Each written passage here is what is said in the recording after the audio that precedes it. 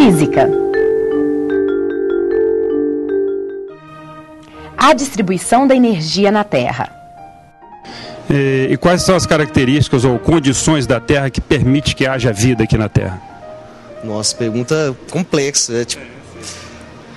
Todas as condições que haja vida na Terra, clima, solo, assim, quer dizer, toda uma composição de fatores. Então, clima, solo, a atmosfera, né, a composição da atmosfera.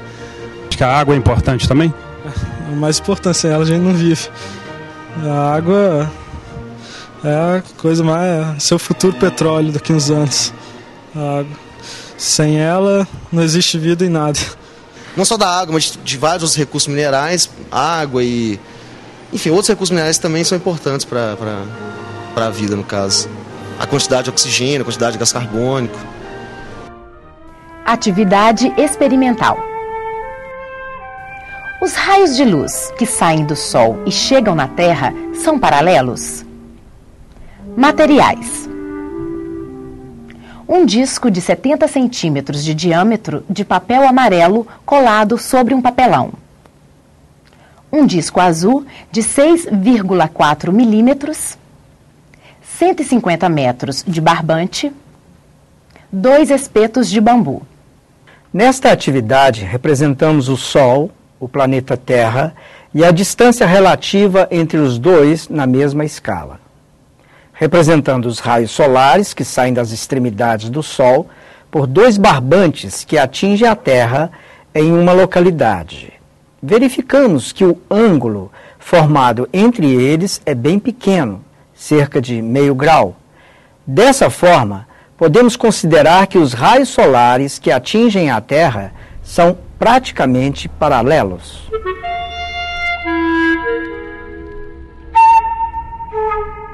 Atividade experimental. Os raios de luz que atingem a superfície terrestre. Materiais. Uma bola de isopor de 20 centímetros de diâmetro, uma lanterna de LED, 2 folhas de papel A4. Os raios solares que chegam à Terra são praticamente paralelos, devido à enorme distância Sol-Terra em relação às suas dimensões. Se a Terra fosse plana, a fração iluminada na superfície seria a mesma para todas as regiões. Para uma Terra esférica, a energia solar não chega igualmente a todas as regiões. Na região próxima ao Equador, uma mesma quantidade de luz atinge uma menor área do que em outras regiões da Terra. Essa é uma das razões da existência das estações climáticas. Estações do ano. Materiais. 4 bolas de isopor de 15 centímetros de diâmetro, 4 suportes com hastes de ferro com arame, parafuso de fixação mais prego. Uma cartolina com 2 furos circulares de 2 centímetros de diâmetro. Um retroprojetor, um papel A4 colado num papelão.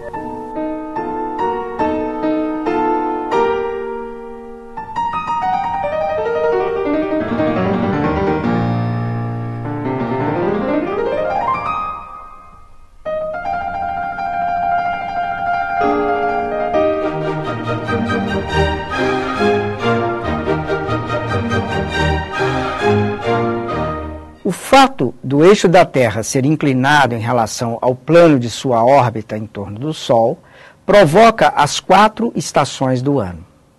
Numa primeira posição, no hemisfério norte, a incidência de luz solar atinge uma área menor e, portanto, a temperatura tende a aumentar.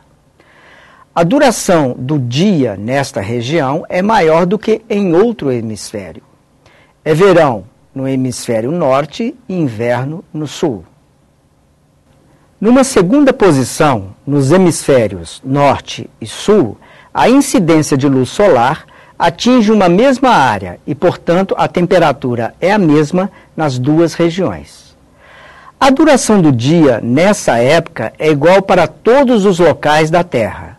Temos as estações de outono e primavera nos dois hemisférios. Na terceira posição, no hemisfério sul, a incidência de luz solar atinge uma área menor e, portanto, a temperatura tende a aumentar. A duração do dia nessa região é maior do que no outro hemisfério. É verão no hemisfério sul e inverno no norte. Na quarta posição, nos hemisférios norte e sul, a incidência de luz solar atinge uma mesma área e, portanto, a temperatura é a mesma nas duas regiões. A duração do dia nessa época é igual para todos os locais da Terra. Temos as estações de primavera e outono nos dois hemisférios. Áreas de água e terra. Materiais. 2 moldes de planisfério terrestre em EVA. 2 moldes de quadrados com áreas da terra e da água. 1 quilograma de esferas de chumbo. Completar com as esferas os baixos relevos. E depois despejar num plano, medindo a área com as réguas em L e as planas, formando quadrados, comparando as áreas de terra e de água correspondentes. No modelo representando o planisfério da superfície terrestre, destacamos a área total aproximada de água e de terra.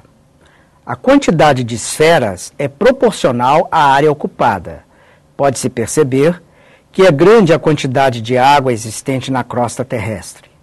Dos 510 milhões de quilômetros quadrados na superfície da Terra, nada menos que 71% estão ocupados pelos oceanos, mares e lagos. Isto é, quase 3/4 da superfície da Terra. Comportamento térmico da água e da terra. Materiais: 2 placas de Petri, 70 ml de água e de areia, 2 termômetros, 2 lâmpadas de 100 watts com boquilhas e fios de ligação, suporte para as lâmpadas, 2 Becker, um relógio.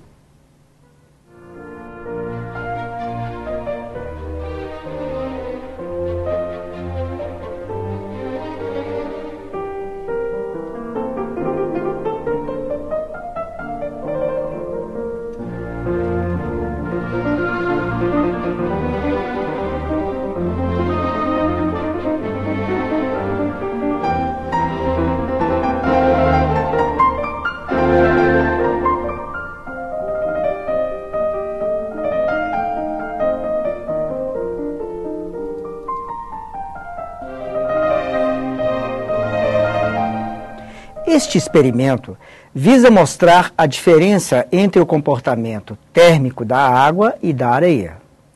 As lâmpadas estão simulando a radiação solar que incide sobre a superfície terrestre. Verifica-se que a água sofre uma menor elevação de temperatura do que a areia. Essa propriedade térmica das substâncias é denominada de calor específico. A água, possuindo maior calor específico, demora mais a esquentar e também demora mais a esfriar. Calores específicos. Água: 1 caloria por grama vezes grau Celsius. Areia: entre 0,2 e 0,5 calorias por grama vezes graus Celsius. Consequência do baixo calor específico da areia. Em locais de pouca vegetação ou desérticos, verifica-se que a temperatura durante o dia é bastante elevada e durante a noite cai rapidamente. Isso é explicado pelo baixo calor específico da areia. Distribuição da energia na Terra pela água.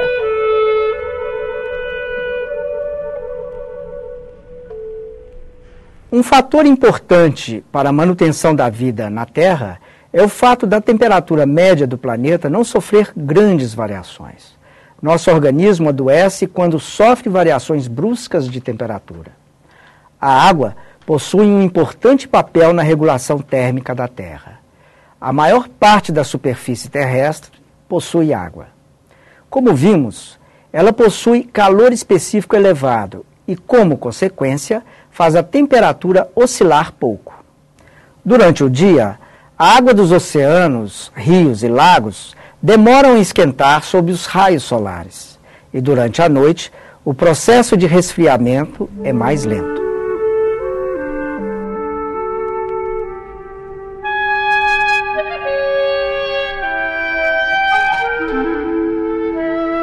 Outra característica térmica importante dos materiais é o seu calor de evaporação, isto é, a quantidade de energia necessária para uma dada massa de substância evaporar-se. Comparativamente a outros materiais, a água possui alto calor de evaporação, necessitando grande quantidade de energia para passar para a fase de vapor. Ciclo da água.